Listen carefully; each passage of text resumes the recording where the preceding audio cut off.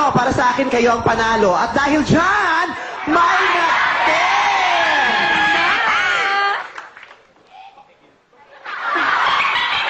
Kaabang kayo, ha? Okay.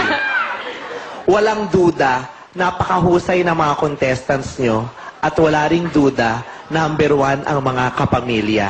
Kaya hindi na kami nagtataka at magtataka pa kung talagang nangingibabaw ang kagalingan ng mga kapamilya sa Luzon, Visayas, Mindanao. Dahil kahit kami nga nanonood sa inyo. GMA. Greater Manila Area, nakatutok sa atin. Ano pangalan mo, kuya? Eric po. Tagasan, Eric, tagasan ka, Eric? GMA Cavite po. GMA Cavite. Nakakaloka. Tignan mo, oh, sa sobrang ganda talaga ng showtime, kahit taga GMA, sumasayaw na ito. Nakakaloka.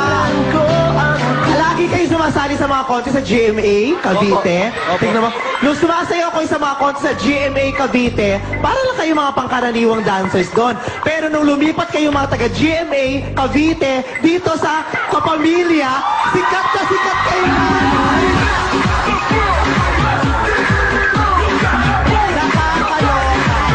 Proven na yan, ang daming walay dati na pumunta ng kapamilya mula sa GMA Cavite na sumikat talaga ng todo.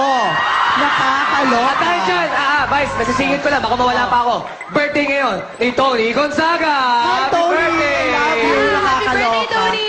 Kaya yan, tinatawagan namin lahat ng mga taga GMA Cavite na magpasikat na kayo rito. Let me see your hands up!